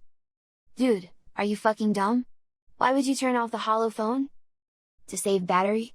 Why, am I in immediate danger? Yeah, shithead, until you are clear of the city, you're pretty much fucked. Why? 'Cause at some point, honey is gonna get wise that you split and come looking for ya. She's good man. Super good. If she wants to, she'll find you. How do you know? 'Cause I've tangled with her in the past and have the scar to show for it. Not the good ones you may have gotten. So, if someone else was in her crosshairs, you'd be doing the same for them? Not sure. Sometimes I feel like helping retards. Anyway, keep your fucking phone on. By the way, what's up with the bandana, you planning on robbing someone? No, these fumes are killing me. Yeah, it does stink there. Okay, keep your head on a swivel and I'll be in touch. He hung up and Jason was about to whisper something. No, don't. He's listening, Sabrina whispered. Let's try something. Chomp softly twice. Jason did as he was told. Perfect. I can hear that loud and clear. 1 chomp is yes, 2 chomps are no. Got it? Jason chomped once softly. Perfect. Okay, so we know he's got eyes on you. He can hear you. He'll use the phone to track you. So far he seems to be playing this like he's really trying to protect you, which is fucking weird. I fully expected him to pivot by now and ask you to do something in return for him saving your life. This doesn't make any. The phone chimed and Jason answered it. Hello. Domino's Pizza. Are you fucking serious? What? You have one of most prolific assassins on the planet playing hide the salami with you and you got jokes? Nervous habit. What's up? I was thinking, you fucking owe me big time for saving your bacon. According to you. Yeah, the all-seeing, all-fucking knowing eye. You really wanna test me, fucker? No, no, no. Sorry man. Just tired. Freaked out. Fuck, I don't know. What's up? Alright, it's easy really. I just need you to call Mr. Richardson and help me fuck with him. Why? 'Cause he's a dick. He's a two-faced, commie bastard. Fucking communist bastard trying to fuck America from the inside, man. You a patriot? I wouldn't say that, exactly. I'm proud to be an American. Well, good enough, man. Sack up. I need you to call him. He'll recognize your voice from earlier. Tell him you got some new information for the duel and because the system at work was compromised, you can send the details to him and you are in the process of hand delivering the information to the... Where the fuck you going again? Florida. Right, that works. Tell him you're heading to the Florida GV station so they can initiate the challenge there, since it's closer to the hacker. Oh, and you're also working with the FBI because there could be a lot of criminal charges on the guy harassing him. Okay, and if I get him the information then what? His dumbass will be hella curious. He's gonna wanna know the identity of the guy who's been causing him so much pain. That's why we were trying to use you, dipshits. He knows GV is hooked into global government surveillance. He was hoping you guys would do the heavy lifting and then he'd send his Russian friends after me. Totally fucking predictable. So, what you'll do is give him the information I send you on the phone. Then he'll do his shit. Easy right? Jason nodded, testing if he was indeed being watched. My man. Good job. Lincoln would be proud of you man. Maybe you do have a set of balls on you. Jason flipped the bird up in the air and the voice laughed long and hard in a distorted chipmunk voice. Okay, fucker, I'm sending you all the information you need. Jason hung the phone up and sighed. The games were starting to wear on him. You okay? Asked Sabrina softly in his ear. Her voice was soothing and calmed his nerves. He chomped once. So that's his game. He's using you to leverage Robinson to do a hit on someone else. I wonder who? A chime on the hollow phone and Jason read it and his eyes squinted as he read the name. It wasn't familiar to him. Damn, I wish you could speak freely. But we don't want to tip our hand. Do you recognize the person? Jason chomped twice. Okay, West Coast address? Again, he chomped slowly twice. Okay, East Coast. Think you can give me the first part of the address by chomping in sequence and pausing after each? Jason chomped once. Is it short? 1 chomp. Okay, go. Jason chomped out 226. Okay, 226? He chomped once. How about zip code? He paused and then chomped out 1 long pause 22. Was that 122? He chomped twice. Sabrina paused and thought about it a moment. Shit, there's zeros in there? 1 chomp. Oh, that was a long pause? There were zeros there? 1 chomp. How many zeros? 2 chomps. Okay, so 10022? 1 chomp. A few moments passed. Got it, is the address 226 East 54th Street, New York, New York 10022? 1 chomp and a smile. Okay, go ahead and make the call. Jason dialed the number which was outlined in the message and waited for a few rings. Hello? Mr. Richardson, this is Jameson from GV LA. Sorry, I'm calling so late, I handled your call earlier today about the duel and had to hand off to escalation team. Yeah, I remember you, what's up? We were compromised by the recipient of your duel request and we managed to get all his information, but because of how the hack happened in the office, they are sending me to the Florida location to hand off there since it's an East Coast dispatch. He nailed you too, huh? Yes, sir. He's using some tech we've never seen before and it's pretty scary. But I wanted to follow up and let you know, in addition to the dual request, we also feel this warrants the involvement of the FBI and possibly other cyber investigators. So he put a bug up your ass too? Yes, sir. If I can speak freely, he nearly cost me my job. Sent a bunch of really bad photos to my boss and planted images on my terminal and then reported it to the authorities. I'm currently being investigated, and my boss decided the best thing was to send me off-site to run this errand to the Florida office off-grid so the hacker doesn't know we're coming. Oh, I'm sure the fucker knows you're coming. I have a solution for both of us if you'd be interested in some payback, unofficially, that is. What do you have in mind, sir? You have the info in front of you? Yes, sir. Don't text it. Just tell me the information and I'll make sure there's payback for both of us. I'm not supposed. The fucker tried to get you in serious trouble. Maybe jail time. Yeah. Okay, the address is 226 East 54th Street, New York, New York. 10,022. The name of the hacker is Santano Ciliari. Wait, you sure about the name? It's what escalation came back with, and what they gave me. If you think there's a mistake, then let me just hand it off and let the feds and the others handle it. Well, you keep doing what you're doing, kid. I appreciate the follow-up. No problem, sir. You have a good night. Jason hung up the phone and felt bad. He was worried that something bad was going to happen and he was responsible. The holophone chimed and he answered it, yeah. Good job, man. Shit, I almost believed you. You think our boy is gonna go for the bait? How would I know? Yeah, true. Heads up, your train is coming. Make sure you take your ass to Florida like you're supposed to. Sabrina will fuck you up bad if she finds out you've been helping me, so play it cool, don't draw attention to yourself. You'll be cool, man. Jason said nothing and the line went dead. Okay. He doesn't know we're working this as well. I have a team already at the location waiting to see what Richardson does with the information. You did well. Santano Ciliari. That's interesting. He has some government contracts and is also known in the black market as Cypher. He has some tech that can crack some pretty serious encryption. It's good. It's also very expensive. He works heavily with the Russians, which is probably why Richardson was somewhat confused. If he is indeed in bed with the Russians, then why would a resource be causing him trouble? Jason had gathered his stuff and was on the train, showed his ticket to the agent, and had found his seat. He sat and listened as Sabrina continued. I wonder how we can get this guy out in the open?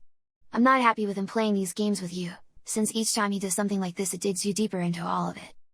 Jason chomped once hard. Do you see any cameras on the train? There's probably a hidden one center of the car. Round domed looking cover. Do you see it? Jason chomped once. Any others? 2 chomps. Okay, find a seat where you can stretch out like you're gonna rest. The train ride to Florida will take about 12 hours, so he has to know you'd nap. The holophone has the 360 camera so there's no hiding it while it's in plain sight, but you probably have tucked it in your pocket. 1 chomp. Good. The case with the gun in. You still have it, right? 1 chomp. In the foam near the top left, there's a small black dot, it's tacky and will be a little sticky. Place your right finger on it, and then when it's on your finger, go to the bathroom and pretend it's a contact and put it on your eye. Jason didn't chomp. He didn't do anything but ponder what she was telling him to do. Jason, do you remember the rules? 1 chomp. I'm not going to lie. It will hurt, but you need to follow rule number 2 now. Do you understand me? We need better comms than this and I think we may be facing something much larger than I thought. Again, do you understand what I am telling you to do? 1 chomp. Good. Jason opened the case with the gun, which was shimmering and almost invisible to him. He searched for the black dot and almost missed it. It was the size of a droplet of water. He touched it with his right hand as was instructed and it stuck to his finger. There was an electrical feeling and it buzzed on his skin. It was also cold. He put the case away, got up and moved to the bathroom and checked if it was unlocked, then entered it. He closed and locked the door and quickly checked for cameras. There were none he could see. He examined the dot and his heart pounded. Are you in the bathroom? 1 chomp. I promise this will be worth it. Just trust me. Gently put the black dot on the center of your eye. As soon as the material comes in contact with your eye, you're going to feel some discomfort, and then there will be a lot of weird things you will see. I'll explain more when you're done. He sighed, then took a deep breath as one hand held the eyelid open and other slowly moved to place the dot on his eye. As it was nearly there, he saw the dot spread out like it had tentacles, then it leapt from his finger to his eye. Before he could scream out or do anything, he was racked with pain as a jolt of electricity shot from his eye to his brain, then down through the length of his body. The world went pyrotechnic and queer symbols and shapes filled his mind's eye. He gasped and groaned and fought the scream which fought to be released. "Hang in there! It's almost done! I can feel it! Just a little longer! You can do it, Jason!" He clenched his jaw so tightly that his teeth seemed like they would shatter. Then abruptly, everything was normal. Everything, except the vision in his right eye. He could see Sabrina as if she were standing with him. "Hey sexy," she said in his head. "Hey," he thought. "Can you hear me?" "Yes." "Good. I don't think my jaw can handle any more of the chomping, and I know I'm going to need a dentist after this. Is this telepathy?" "Sort of. It's technology. The black material allows us to do this. There is a major drawback, but I think you'll agree when everything is said and done that it's acceptable." "Drawback?" "Yeah, it's part of your eye now. You won't be able to take it out." Jason thought about it, and considering the number of cyber implants that was occurring every day, and newer interfaces with tech, he shrugged and decided it wasn't that bad of a thing. "Okay, so now we can communicate easier. What's the plan?" "Well, here's the thing. We have to get in front of this. Right now, Mr. Hacker is holding the cards. We need information, and the augment in your eye should help you. It's smart but needs a mind to interface with to really rock and roll. You'll see what I mean when the next call comes in. Also, I need to warn you. You will start to see weird things. Some of it will be you getting used to the new tech and your brain is adapting and trying to make sense of all the new data. Some will be real things that you just never noticed before. It is very, very important that you concentrate, and not be distracted and let on you see these things. Especially if this hacker is telling the truth about some of the things he said. He may be aware of a lot of secrets that the world isn't ready for yet. Understand what I'm saying?" "No, but I'm just happy no more chewing Morse code crap. I'm sure the weird stuff you're talking about will be obvious, right?" "Yes. But I feel obligated to point one out now, before you really freak out. Look at the mirror in front of you and your eye." Jason looked up and his right eye was a pulsating black mass. The eyeball was there, and he could barely see through the black membrane, and yet, he could see through it fine. It had veins on it, and as he leaned closer to the mirror to examine it, he saw there were little tentacles that were lodged into his eye. "Holy shit! Can other people see it?" "No, it's cloaked to the vast majority of the world, and more importantly, cameras can't see them. We can see each other, and you may see others with it as well. The eye will take some time to adjust and sort all the data flowing around it. When you leave the bathroom you're going to be overwhelmed with information. Just stay calm and breathe. As the eye adapts to the data it will only turn that view on when you request it." "Okay. Let's see what we can see." Jason stepped out and stopped dead in his tracks. He could see various forms of energy, 6G data flowed past and through him. He could see the data streams and feeds from cameras all around him. The data coming to and from holo devices. There was a couple video conferencing, and a man was watching illegal pornography with his VR glasses. The train car was alive with colors and he struggled to return to his chair and sat there breathing. He reclined and closed his eyes, and even with his eyes closed, there were certain energy streams which were still visible to him. "Just breathe and let the eye learn. It'll take about 30 minutes. You'll see." He did as he was told and continued to breathe deeply, but then he noticed something odd. Not in the visuals but in his breathing itself. It felt more efficient, and also, he was a little lightheaded. "Not sure if this is part of it, but I feel really high," he thought slowly in his mind. Yes, the pain you went through, and the shock to the system, caused your brain to dump all of its dopamine to compensate and help. So yeah, you're basically experiencing what runners feel when they hit the wall and push through it. It's actually quite nice. You'll feel a lot more stable after this as the eye helps boost the efficiency of the serotonin in your system. So confidence will rise as well. It's normal. This is some insane tech. Jason was about to follow that with questions, but then his mind flashed the warning on rule number 1 and he shut up. "Yes. It is. How are you feeling now?" "Good. Really good. Get some rest. Some sleep will do wonders for you." Jason nodded and closed his eyes and slept. As he was sleeping, the material on the eye continued to expand its tentacles deeper into his optic nerve until it was connected firmly with his brain. The black material shifted some of its mass until it rested firmly within the prefrontal cortex. As the material set about with its work, Jason dreamed dark, odd dreams. Chapter 3. Jason was abruptly woken by the vibration and chime of his holophone, and for a moment he thought he was at home and instantly thought of Sabrina, then the realization of where he was and what he was involved with slammed him like a hammer. He looked at the holophone and answered it sleepily, "Hello. Sorry to wake you, Twinkle Toes, but we have a fucking problem." "We do?" "Yeah. Here." There was another chime and then the screen on the holophone dimmed and began to project a holographic image that was a still frame of a person who looked a lot like Jason. But it was Jason with a modified AR-15. "What the hell am I looking at?" "It'll play in a second, make sure to turn it down a little, it gets loud." Jason turned the volume down. "What's going on, Jason?" asked Sabrina. "Not sure. That guy on the screen there kinda looks like me."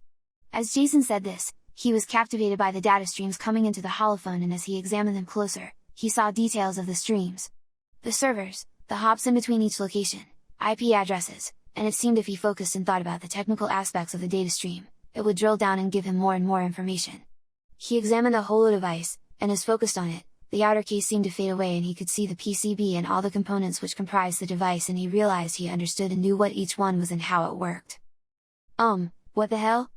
I am seeing through the holophone and it zooms in." "Yes, we'll get to that. I'm concerned about this video. That looks a lot like you." The video began to play, and it showed Jason walking up to what appeared to be a club, and he opened the front door and began to shoot into the club. A woman tried to run out past him and was shot at point blank range. He reached into a pack and tossed a few items into the club and explosions rang out. He turned and ran off the camera's feed. "What the hell?" Jason said as the video ended and a news reporter began to speak. This was the scene earlier this evening as Jameson opened fire on this establishment. The motives are unknown and the last report was, there were 16 killed, 2 wounded. "Dude? What the hell is going on?" "Fuck, kid, don't know what to tell you. I'd say this was the work of your girl, but in all honesty, I don't think they had enough time to rig up the shooting and then video splice you in. It's a fake for sure. You and I both know that. But the heat on you just went up to solar level, man. Someone has mad skills. I couldn't have done that. I'm fucking good too. Check the video splice." The video rolled back to show fake Jason as he turned to shoot. "Note the gun and the height of the person, he's taller than you. They stretched your image over him to hide him. But when they did that shit, they created some tears. You see him?" Jason stared at the video and as he focused, he saw the video being analyzed and deconstructed in front of him. He could see pixel patterns in the specific codecs used in the video encoding. Once he saw the pattern of the fake, it allowed him to examine the rest of the video and see the areas which were authentic and not doctored. He saw in the reflections of the door the faint image reflected. It was severely pixelated, and whoever had done the fake video figured it was too pixelated to be of concern, but as Jason focused the image began to reconstruct into a face. He saw the man's face clearly in his mind. "Can you see it too?" he asked Sabrina. "Yes." "Do you know him?" "Not yet, but I will soon. Keep looking and also, I want you to stare at the phone while talking with Mr. Hacker and focus on his voice." Jason did as instructed and asked, "Dude, what should I do? What would you do?" "Man, you're in some super deep shit now. Cops and everyone will be looking for you. Your social score just went super negative and you're trending on all the social platforms. I'm sure drones are out in force. Don't worry about any of that. Keep him talking but seek him out." "Yeah, but you'd figure a way out of this, right?" Jason scanned and pushed, and he almost felt as if he were traveling the data lanes. He was moving quickly, and the hacker's voice seemed to fade away and slow down to a low growl as he scanned. His mind was on fire analyzing the data and sifting through for clues.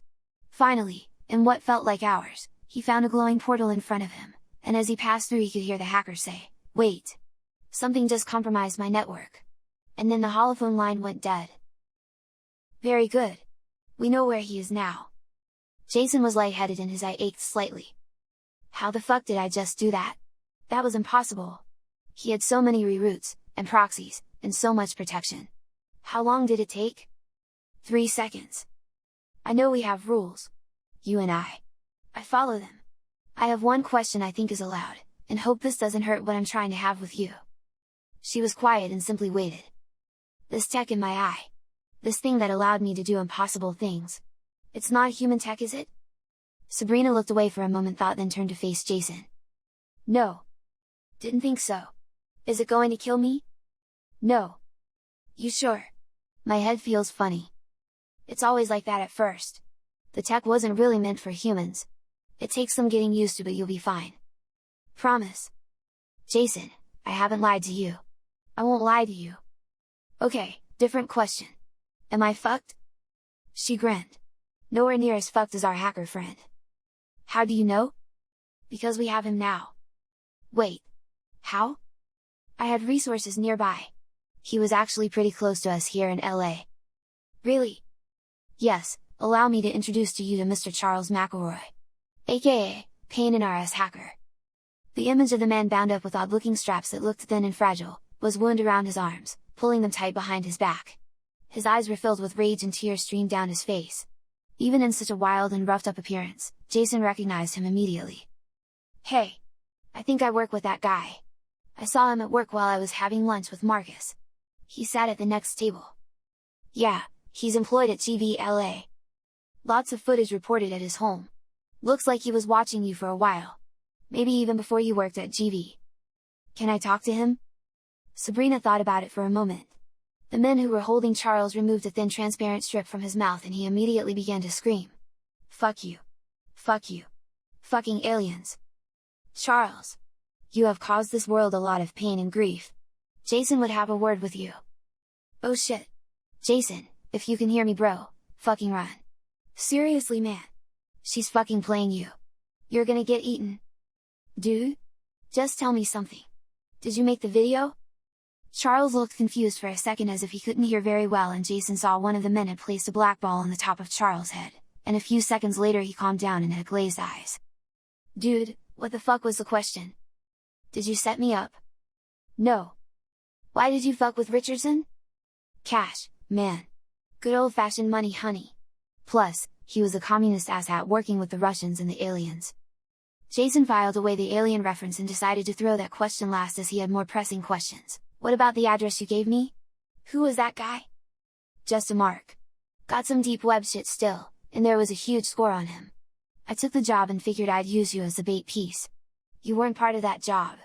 I was really surprised someone spliced you in there. I was trying to save your life bro. You seemed hella cool. I really loved watching you and Marcus joke around all the time, completely oblivious to the world, man. A true breath of fresh air. Respect. His words were dreamy and it was obvious that the device on his head was keeping him happily motivated. Why were you watching me and spying on me? Again, cash, man. I was hired and paid a monthly retainer to keep an eye on you after your hookup with Sabrina. Who hired you? I wasn't supposed to know. They deposited the money into my holophone and for the life of me, I couldn't trace it back to origination. But they made one teeny tiny mistake. Which was? They left absolutely no trace. No nothing. Only one way to do that. Yeah? Fucking aliens. Someone wanted to keep tabs on you after you hooked up with little Miss Sabrina. Unthinking jealous lover, spurned boyfriend, mother, father, dragon? Who the fuck knows? Again with the aliens. Seriously? Bro? You doubting aliens? I assume somehow you helped them find me. No fucking human tech could have done it that fast. So you fucking tell me. Aliens? Jason nodded. He didn't have any other questions and he turned to face the mental image of Sabrina. She motioned and the thin plastic gag covered his mouth again and the image faded. So what happens to him now? Not sure. I know he spoke the truth. Yeah, that was obvious. That black thing that was on his head. Is it like the thing in my eye? Yes and no. Okay, so about what he said. Someone hired him after you and I were together. Anything come to mind you want to share with me? Sabrina paused and sighed. It is probable that someone did not want us to be together. Why not just kill me? Why all this elaborate setup? Because there are rules. What the fuck is it with rules? Jason, be glad for the rules. If they were not there, then you would indeed be dead. Why? I didn't do anything. Not intentionally. But you did do something. What? What did I do? You stole my heart. Excuse me? I love you. Wait, what? The frustration and anger left Jason and his heart exploded with a multitude of emotions and he couldn't make sense of any of it. Do you love me? He paused and his heart was there, pounding in his throat. Initially, he believed the intense emotions and feelings were infatuation. Then when she was gone for months and he couldn't find her, there was a part of him which was gone. He couldn't explain it. When he was with her, he felt complete. His mother used to tell him, no woman can complete a man, and a man can't complete a woman. You need to be a whole person, and she needs to be a whole person, and then the two of you will accentuate each other to heights never seen before. He had been happy before he met her, and satisfied with the life he had. He was, as far as he could tell, a complete man. Then, when he had met her, everything had changed. I can't lie to you. I won't lie to you. Sabrina held her breath, and for the first time in a very long time, she was afraid. It was an emotion she was not accustomed to, and she didn't like it. It was a power she realized Jason had. A power that no man had ever had before him, and she vowed no man after him would. Jason looked up and stared into her eyes. I love you more than anything. I would lay my life down and die for you. Sabrina smiled, and a tear ran down her face, and she nodded softly. Jason wished she was there so he could hold her in his arms and feel her warmth. You had me worried there. You had doubt? Jason asked, surprised. A small amount. How the fuck do I get out of this situation I'm in? I have Mr. Black and Mr. Blue waiting at the train station at your last stop. When you see them, they will bring you to a safe place and we will continue our conversation. I miss you. Not as bad as I miss you. Get your gear ready, your train will arrive in 5 minutes. They are there waiting for you. I want to extract you immediately, and then we can figure out how to get you out of the frying pan. He nodded and gathered up his bag and saw the gun case and was nervous. Something in him, perhaps a wiser and more paranoid self, whispered, better have the gun ready, boy. He sat and opened the case. He secured his backpack and then pulled the gun free and put it in the inside of his jacket and held it tight in his armpit. He left the case and got up as the announcement came that they were approaching the last stop. The sun was out and setting in the distance, and the sky was turning red and orange. The air was filled with ozone and there was electricity in the air. As the train doors opened, he saw Mr. Black and Mr. Blue waiting by a car. Neither were smiling and both were on alert, actively scanning the area. Mr. Black motioned for Jason. Come on, we're exposed here, he said sternly. Jason ran towards them and wasn't sure what to expect. As he got closer to the car, he saw Mr. Black's expression turn to relief as Jason got near him, and then his face contorted and shifted and he looked confused and pained. Jason looked down and saw there were an arm, and a blade protruding from the chest of Mr. Black. Rage suddenly replaced Mr. Black's face as he grabbed the arm and snapped it easily and wrenched the blade from the crumpled arm, and then bellowed something Jason couldn't understand. With one hand, Mr. Black shoved Jason to the left, and he saw another man was standing there. Without the push, a blade would have been in Jason's back. Mr. Black swung with the blade had in his other hand, and the assailant in front of him was decapitated. Blood sprayed from his neck and a large splash hit Jason, covering the front of him. Jason scrambled back and had his back to a different car as he watched Mr. Blue pull a massive hand cannon and fired off blasts that made no noise when they left the gun, but when they hit flesh there was a sickening wet splot and splish sound, and large parts of flesh were blown apart. He also bellowed in a language Jason didn't understand. Jason pulled the gun from his jacket and it was heavy in his hand. Mr. Black lumbered towards him with his free hand outstretched, and in horror, Jason saw half of Mr. Black's face disappear. What's going on? Screamed Sabrina. I don't know. We're under attack. Someone's trying to kill me. Mr. Black is down and Mr. Blue is fighting someone I can't see. No, you can see, you're just not looking. Use your eye and scan hard. Jason blinked as sweat was pouring down his face and body. Fear was pushing his heart into overdrive. It was hard to concentrate as bits of concrete, metal and glass were raining down around him. He was protected from whatever was engaged in combat with Mr. Blue, but Jason realized it was only a matter of time before whatever it was would get a clean shot at him. Focus, damn it! I need you! Jason could see an outline of a large man in some sort of armor. He was blocked by the car that Mr. Black and Mr. Blue had arrived in. Jason pulled his gun and realized he didn't know how to use it. He scanned it and the eye showed him all the configurations that the gun had. He flipped the safety and a few other knobs and heard a low hum beginning to rise. His attention was snapped back to the fight when he heard Mr. Blue scream out and his body slammed against the car. Where is he? Asked Sabrina. He's not in the air anymore. Look under the car, do you see his feet? If so, blow them off and shoot him in the face. Okay. Jason looked under the car and saw the blank, dead eyes of Mr. Blue staring back at him. No, he's not. Jason felt his body rise up and brutally slam back down to the ground. You dare lay with the princess? A voice bellowed out from empty air. Jason's eye focused and saw the man. There were rage and hatred in his eyes. A filthy human? Again, Jason was tossed in the air 20 feet high and landed hard. He felt his left arm shatter and he screamed out. The man slowly walked towards the defeated human, who was fading in and out of consciousness. Jason, please don't die. I'm coming. You have to fight. He's too strong. I heard everywhere. I know, honey. You have to live though. Please come on, you can do it. Move. Do something. Where's the gun? So heavy. Tired. Your child needs a father. Jason's eyes fluttered open and he felt a surge of energy in him. The man raised his gun and sneered at Jason. Any last word before I rid this planet of your filth? Rule. The man strained and loaded his gun and took a cautious step forward. You? Broke. Yes, you are broken. Jason shook his head slowly. Rules. With all of his strength, Jason flipped his wrist up and the man realized Jason had somehow managed to hold onto the gun. Both weapons fired at the same time. The man fell to the ground and his neck, and part of his face, were blown off and blood spurted up uncontrollably. Jason's left shoulder and a large part of his arm were obliterated, and blood flowed freely. He realized he was dying. A father? He said softly. A tear rolled down his face and he smiled. The man glared at Jason and amazingly was moving. Slowly, but still moving. Great, Jason said with a chuckle, realizing the man was going to speed up the inevitable. As the savage man got within strangling distance, and blood spurted furiously from his body, a massive blast obliterated him from the chest down. A section of the ground was missing as well, and the remaining top of him tumbled down into the hole. Jason closed his eyes and faded to oblivious. No, I don't think so. Sabrina's voice was distant. Get him into the healing chamber, now. Yes, Your Highness. Highness? It's only a title. I share the realm with my siblings. Rest my love. Chapter 4. Time passed, how much, Jason was unsure. He hurt and was afraid to open his eyes. But slowly he did and he rubbed his face with his left hand. He stared at it in amazement. He was in his bed. He looked at his window and was confused. He tossed off the covers of the bed and stood. He touched his eye and examined his hand. Everything seemed normal.